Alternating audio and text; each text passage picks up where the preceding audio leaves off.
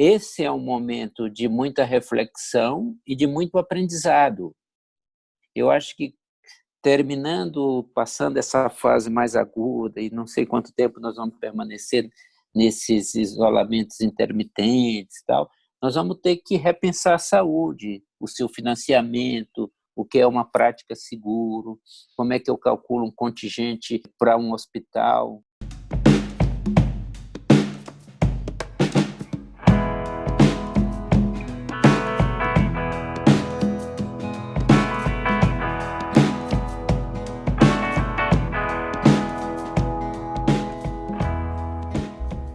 Salve, mundo do conhecimento! Esse é mais um podcast do Medicina do Conhecimento. Ciência e informação a qualquer momento, em todo lugar. Eu sou Pablo Guzmán, o anestesiador. E como compartilhar é multiplicar, seguimos com as dicas de conhecimento, entrevistas com notáveis de vários assuntos da atualidade. Em tempos atuais, onde nós procuramos respostas rápidas frente a inúmeras dúvidas, não podemos desvalorizar a importância do processo de segurança na assistência. Conversamos com o Dr. José Ribamar Branco, diretor executivo do Instituto Brasileiro de Segurança do Paciente, infectologista, já foi diretor clínico do Hospital São Camilo Santana e presidente da Sociedade Brasileira de Medicina Hiperbárica. E fica a dica: você pode ouvir os podcasts pelo player da sua escolha: Spotify, Deezer, iTunes, Castbox, Recast, Pocket Casts, SoundCloud e até no YouTube. É importante o seu feedback. Dê seu like, suas estrelas, seu joinha, onde você escutar. Compartilhe nas redes sociais para atingirmos mais ouvintes e aumentarmos nosso mundo do conhecimento.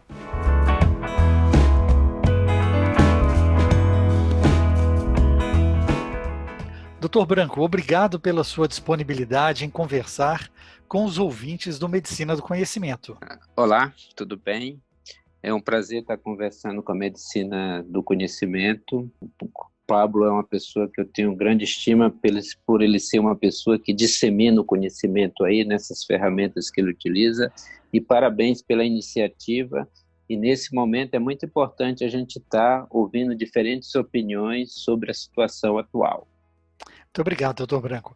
É comum traçarmos um comparativo entre os cuidados na saúde e a aviação, correlacionando principalmente as duas áreas sobre uma ótica de segurança. Quando pensamos em aviação, logo lembramos dos checklists. O que podemos dizer sobre trazer para a nossa prática médica todo o rigor e preocupação com a segurança da área aeroespacial? A indústria da aviação, ela trouxe ela é um grande benchmark para a saúde, porque a saúde tem ainda processos muito não seguros, e a aviação traz isso muito. E um dos exemplos que a aviação ajuda muito a gente é o checklist, porque em muitas situações a gente usando isso, a gente consegue ter uma melhora importante dos nossos processos.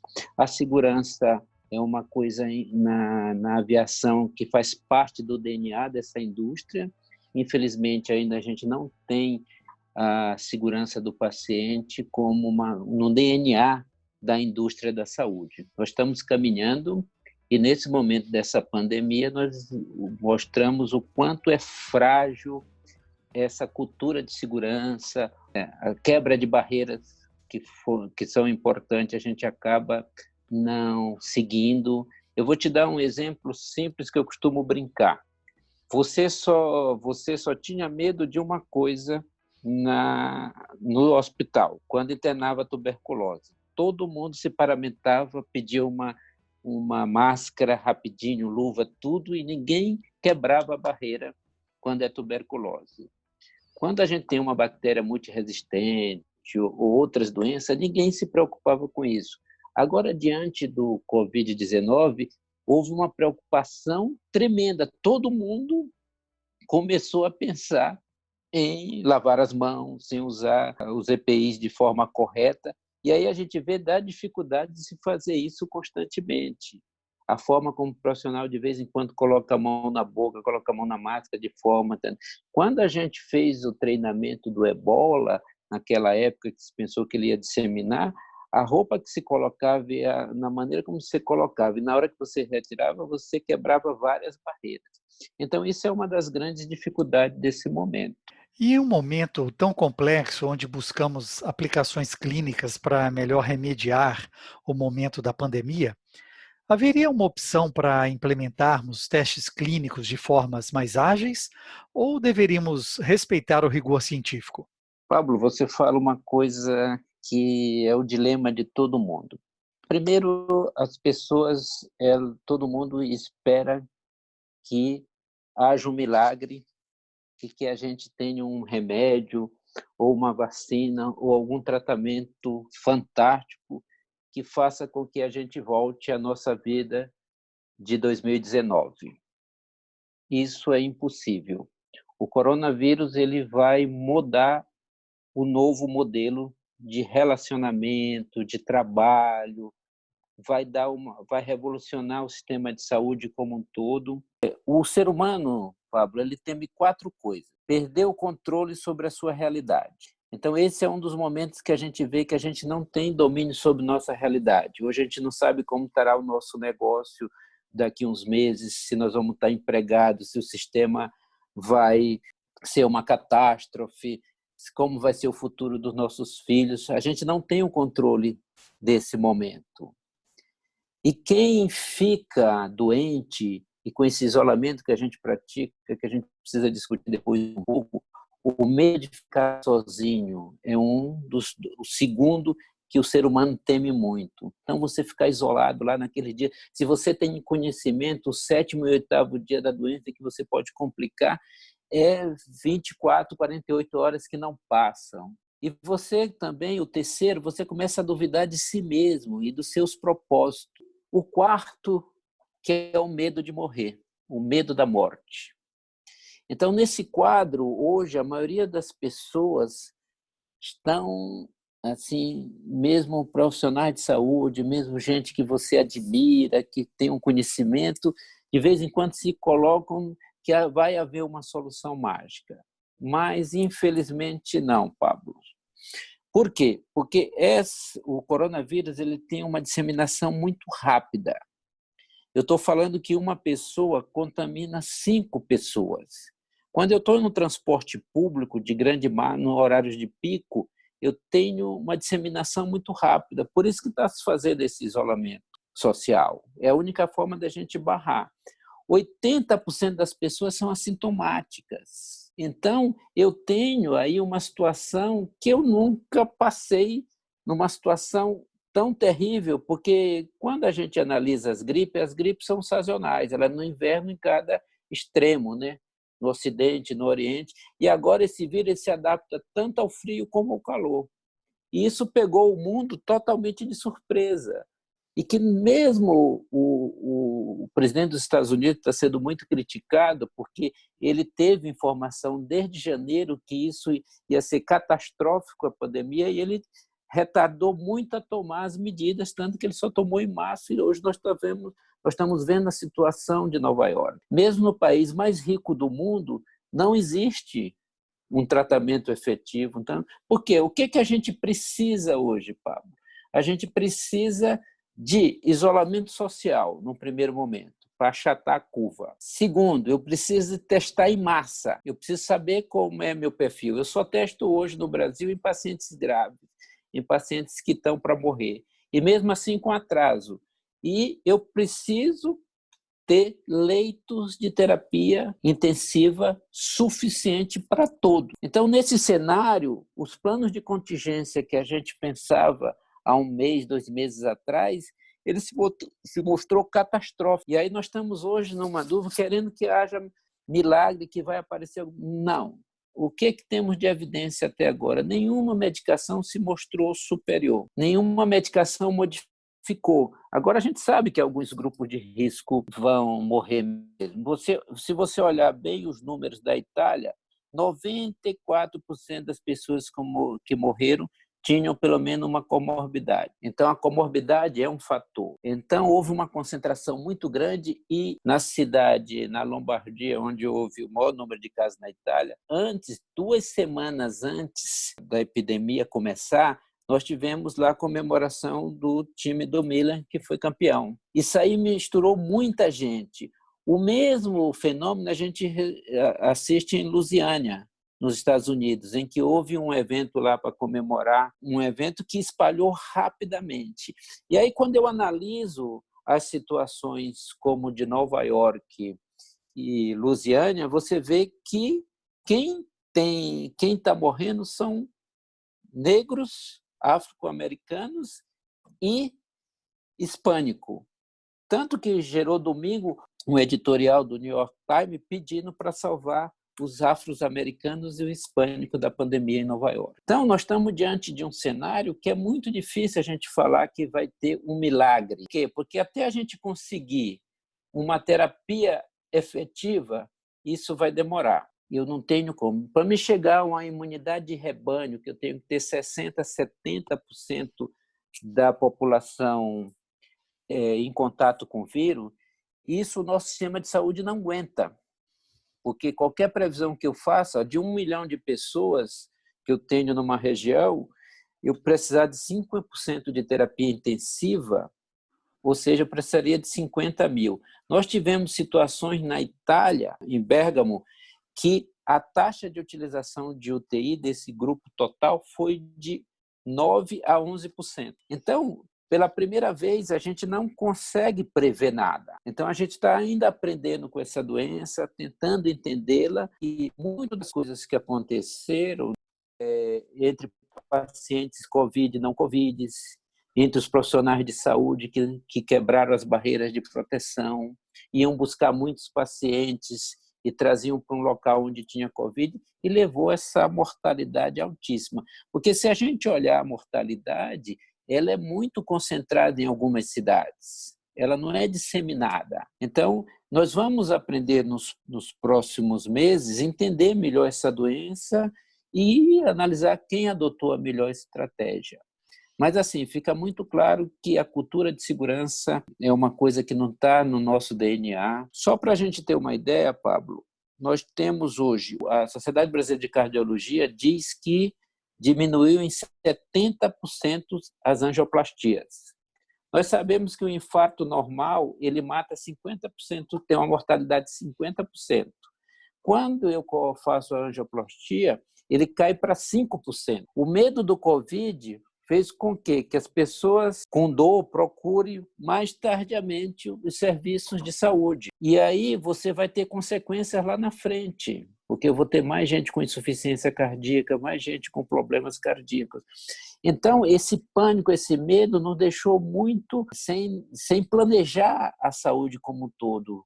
Como é que eu atendo o Covid? Como é que eu atendo o não Covid? Nós criamos um medo, a campanha realmente funcionou, quando disse não vá ao hospital, mas funcionou para tudo, para todas as doenças, para o AVC, para o apendicite, para quem tem um cálculo renal. Então, isso tudo abala muito esse conceito de segurança. Exato. E além do Covid, né, tem uma observação muito importante. Os pacientes continuam com suas doenças crônicas em agudização, continuam com os acidentes vasculares cerebrais, sepses, dor torácicas e as outras emergências médicas, né? Mas nos parece também que o mundo congelou e muitos só focam nesse grupo de pacientes infectados. Mas os riscos ao processo de segurança na assistência hospitalar continua.